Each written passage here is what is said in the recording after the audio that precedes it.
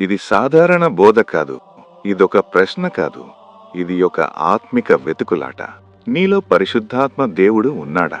ఎందుకంటే చాలా మంది ఇలా అంటారు, నాకు నమ్మకం ఉంది, నేను ప్రార్థిస్తాను, నేను మంచి పనులు చేస్తాను, కానీ లోపల మాత్రం ఒక సందేహం. నిజంగా దేవుడు నాలో ఉన్నాడా?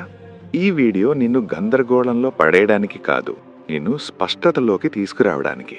చివరి వరకు వినిటే నువ్వు చెప్పగలవు, అవును, ఇప్పుడు నాకు అర్థమైంది. పరిశుద్ధాత్మ అంటే ఎవరు? చాలా క్లియర్గా. ముందుగా ఒక విషయం క్లియర్ చేసుకుందాం. పరిశుద్ధాత్మ దేవుడు ఏదైనా ఫీలింగ్ కాదు, ఏదైనా ఎనర్జీ కాదు, ఏదైనా ఊహ కాదు. ఆయన మాట్లాడతాడు, ఆయన బోధిస్తాడు, ఆయన దుఃఖిస్తాడు, ఆయన నడిపిస్తాడు.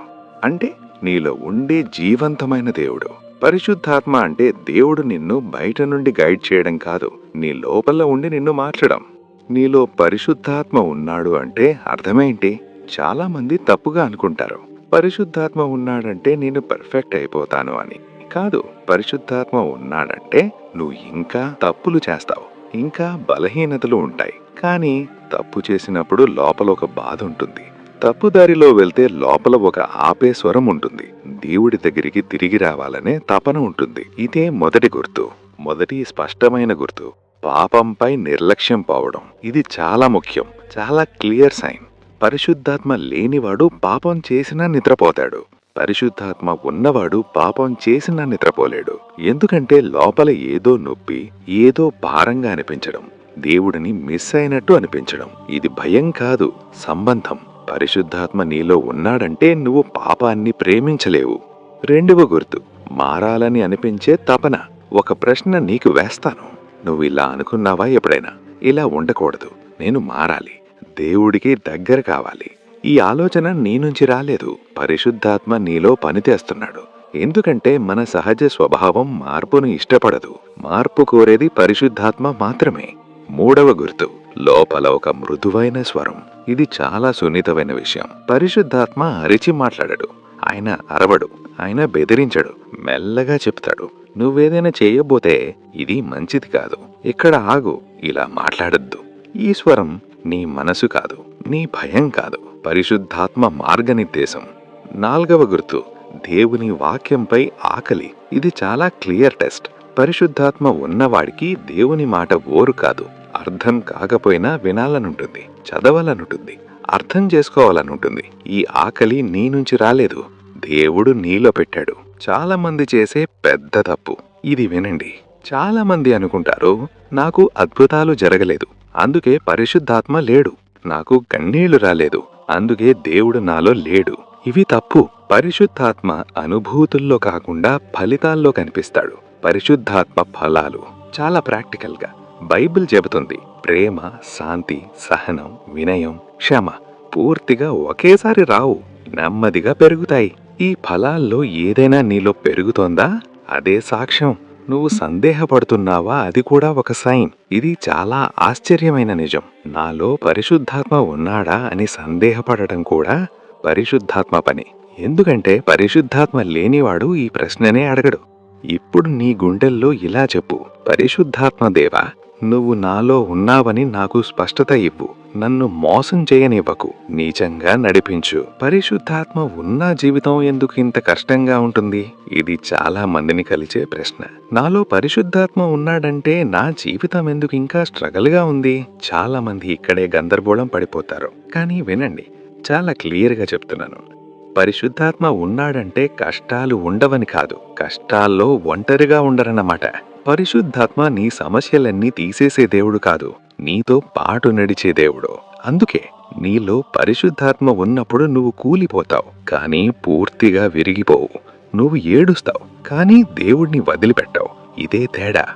పరిశుద్ధాత్మ స్వరం వర్సెస్ మనసు స్వరం ఎలా గుర్తించాలి? ఇది చాలా ముఖ్యమైన భాగం. చాలా మంది అంటారు, లోపల ఒక స్వరం వచ్చింది, కానీ అది పరిశుద్ధాత్మ లేక మనసా లేక భయమా? ఇప్పుడు చాలా క్లియర్గా చెప్తాను. మనసు స్వరం గందరగోళం పెంచుతుంది, భయం ఎక్కువ చేస్తుంది, తొందర పెడుతుంది, ఒత్తిడి కలిగిస్తుంది. పరిశుద్ధాత్మ స్వరం శాంతి ఇస్తుంది, స్పష్టత ఇస్తుంది, ఆపమంటుంది, ఎదురు చూడమంటుంది. భయంతో వచ్చిన నిర్ణయం పరిశుద్ధాత్మది కాదు, శాంతితో వచ్చిన హెచ్చరిక పరిశుద్ధాత్మది. పరిశుద్ధాత్మ నిన్ను ఎలా నడిపిస్తాడో రియల్ లైఫ్. పరిశుద్ధాత్మ ఎప్పుడూ గొప్ప మాటలతో మాట్లాడటం చిన్న చిన్న విషయాల్లోనే మొదలవుతుంది. ఆ మాట చెప్పొద్దు, ఆ కాల్ ఇప్పుడే చెయ్యొద్దు, అక్కడికి వెళ్ళొద్దు, ఇప్పుడే స్పందించొద్దు. చాలా మంది ఇగ్నోర్ చేస్తారు. తర్వాత అంటాడు, అయ్యో అప్పుడే వినుంటే బాగుండేది. అదే పరిశుద్ధాత్మ స్వరం. పరిశుద్ధాత్మ ఉన్న వాళ్లలో కనిపించే లోపలి పోరాటం. ఇది చాలా నిజం. పరిశుద్ధాత్మ ఉన్న వాళ్లలో లోపలి పోరాటం ఎక్కువగా ఉంటుంది. ఎందుకంటే లోపల 2 స్వభావాలుంటాయి, పాత మనిషి, కొత్త మనిషి. ఈ పోరాటం ఉంటే నువ్వు బ్రతికున్నావన్నమాట. పోరాటం లేకపోతే పరిశుద్ధాత్మ పనిచేయటం లేదన్నమాట. నాకు పరిశుద్ధాత్మ లేడేమో అని అనిపిస్తే ఇది కూడా చాలా మంది అనుభవిస్తారు. నువ్వు ఇలా అనుకుంటే నాకు దేవుడు దూరంగా ఉన్నట్టు ఉంది, నా ప్రార్థనలు ఖాళీగా అనిపిస్తున్నాయి. అది అర్థం తెలుసా? నువ్వు దేవుడిని మిస్ అవుతున్నావు. ఈ మిస్ అవ్వడం కూడా పరిశుద్ధాత్మ ఉన్నాడన్న సైన్. పరిశుద్ధాత్మ లేనివాడు ఈ బాధనే అనుభవించడు. పరిశుద్ధాత్మ నిన్ను పెర్ఫెక్ట్ చేయడు, నిజమైన వాడిని చేస్తాడు. ఇది గుర్తించుకో. పరిశుద్ధాత్మ నిన్ను ఏంజిల్ చేయడు. పరిశుద్ధాత్మ నిన్ను నటించేవాడిని చేయడు, నిన్ను నిజమైన వాడిని చేస్తాడు. నువ్వు తప్పు చేస్తే ఒప్పుకోవాలనిపిస్తుంది, దాచాలనిపించదు. ఇది కూడా ఒక పెద్ద సాక్ష్యం. పరిశుద్ధాత్మ ఉన్నప్పుడు ప్రార్థన ఎలా మారుతుంది? ముందు మాటలు ఎక్కువ, భావం తక్కువ. ఇప్పుడు మాటలు తక్కువ, హృదయం ఎక్కువ. నువ్వు ఇలా అనిపించుకుంటే మాటలు రావట్లేదు, కానీ దేవుడు వినిపిస్తున్నట్టు ఉంది. అదే పరిశుద్ధాత్మ పని. పరిశుద్ధాత్మ నిన్ను ఇతరుల పట్ల ఎలా మారుస్తాడు? ముందు వెంటనే కోపం, వెంటనే తీర్పు, వెంటనే విరక్తి. ఇప్పుడు ఆగాలనిపిస్తుంది, అర్థం చేసుకోవాలనిపిస్తుంది, క్షమించాలనిపిస్తుంది. ఇది నీ స్వభావం కాదు, పరిశుద్ధాత్మ ఫలితం. చాలా మంది మిస్ చేసే అత్యంత ముఖ్యమైన గుర్తు ఇది. చాలా లోతైన నిజం. నువ్వు దేవుడితో ఒంటరిగా ఉండాలనుకుంటున్నావా? బయట ప్రదర్శన కోసం కాదు, ఎవరికీ తెలియకుండా నిశ్శబ్దంగా దేవుడి దగ్గర. ఈ ఆకలి ఉంటే పరిశుద్ధాత్మ నీలో ఉన్నాడు. ఇప్పుడు ఇలా చెప్పు, పరిశుద్ధాత్మ దేవా, నన్ను నేనే మోసం చేసుకోకుండా నాకు నిజం చూపించు. నీ స్వరం వినగలిగే హృదయం నాకు ఇవ్వు. పరిశుద్ధాత్మ ఉన్న పాపాలతో పోరాటం ఎందుకు ఆగదు? ఇది చాలా మందికొచ్చే గిల్టీ ప్రశ్న. నాలో పరిశుద్ధాత్మ ఉన్నాడంటే ఇంకా ఈ పోరాటం ఎందుకు? చాలా క్లియర్గా వినండి. పోరాటం ఉండడం పరిశుద్ధాత్మ లేదని కాదు, పోరాటం ఉండడం పరిశుద్ధాత్మ పనిచేస్తున్నాడన్నమాట. పరిశుద్ధాత్మ ఉన్నప్పుడు పాపం సంతోషం ఇవ్వదు, తప్పు శాంతి ఇవ్వదు. ముందు నువ్వు చేసింది ఇప్పుడు నీ మనసు ఒప్పుకోదు. ఇదే మార్పు. పరిశుద్ధాత్మను ఎలా దుఃఖిస్తాం? ఇది చాలా మందికి తెలియదు. పరిశుద్ధాత్మ గట్టిగా శిక్షించడు, నిశ్శబ్దంగా బాధపడతాడు. నువ్వు తెలుసుకున్న తప్పు చేసినప్పుడు, హెచ్చరికని ఇగ్నోర్ చేసినప్పుడు, హృదయం గట్టిపాడినప్పుడు పరిశుద్ధాత్మ మౌనంగా వెనక్కి తగ్గుతాడు. అప్పుడు ఏమవుతుంది తెలుసా? ప్రార్థన పొడిగా అనిపిస్తుంది, దేవుడు దూరంగా అనిపిస్తాడు. అది శిక్ష కాదు, సిగ్నల్. పరిశుద్ధాత్మ నడిపింపులో జీవించడం అంటే ఇది చాలా మంది అనుకునేలాగా రోజంతా ప్రార్థనలు కూర్చోవడం కాదు, లోకాన్ని వదిలేయడం కాదు. రోజు వారి చిన్న చిన్న నిర్ణయాల్లో దేవుడిని అనుమతించడం, మాట్లాడే ముందు ఆలోచించడం, కోపం వచ్చినప్పుడు ఆగడం, తప్పు తెలిసినా న్యాయం చేయడం, నిశ్శబ్దంగా ఉన్నా నిజంగా ఉండడం. ఇదే పరిశుద్ధాత్మ జీవితం. పరిశుద్ధాత్మ ఉన్న వాళ్లకొచ్చే ఒక విచిత్రమైన బాధ. ఇది చాలా లోతైన నిజం. నువ్వు ఈ లోకానికి సరిపోనట్టు అనిపిస్తుందా? అంటే జనంలో ఉన్న ఒంటరిగా, హంగుల్లో ఉన్న ఖాళీగా. అది ఎందుకంటే నీ ఆత్మకు ఈ లోకం చాలదు. ఇది బాధ కాదు, ఇది గుర్తు. చివరి స్పష్టమైన పరీక్ష, వెరీ ఇంపార్టెంట్. ఇప్పుడు నిజాయితీగా నీ హృదయాన్ని అడుగు. 3 ప్రశ్నలు అడుగు. 1.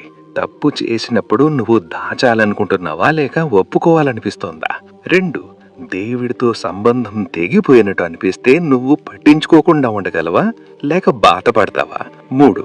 ఈ వీడియో వినేటప్పుడు ఇది నా కోసమే అనే లోపల ఏదో కదిలిందా? ఈ 3టికి అవుననిపిస్తే సందేహం వద్దు, నీలో పరిశుద్ధాత్మ ఉన్నాడు. ఒక చాలా లోతైన నిజం. పరిశుద్ధాత్మ ఉన్నాడని నువ్వు ఫీల్ అవ్వాల్సిన అవసరం లేదు. ఫీల్ అవ్వకపోయినా ఫలితం ఉంటుంది. గాలి కనిపించదు కానీ ఆకులు కదులుతాయి. అలానే పరిశుద్ధాత్మ కనిపించడు కానీ నీ జీవితం మారుతుంది. ఈ వీడియో చూశాక నువ్వు మళ్ళీ పాతలా ఉండలేవు. ఎందుకంటే నువ్వు చూసింది వీడియో కాదు, విన్నది మాటలు కాదు, నీ ఆత్మకు వచ్చిన గుర్తు. ముగింపు ప్రార్థన. ఇప్పుడు ఒక్క క్షణం కళ్ళు మూసుకో. హృదయంలో ఇలా చెప్పు: పరిశుద్ధాత్మదేవా, నువ్వు నాలో ఉన్నావని నాకు గుర్తు చేసినందుకు ధన్యవాదాలు. నిన్ను బాధ పెట్టకుండా నీ నడిపింపులో నిజమైన జీవితం జీవించడానికి నాకు సహాయం చెయ్యు. ఇది సాధారణ వీడియో కాదు, ఇదొక గుర్తు. నువ్వు ఒంటరి వాడివి కాదు, నువ్వు విడిచిపెట్టబడలేదు. నీలో దేవుడున్నాడు.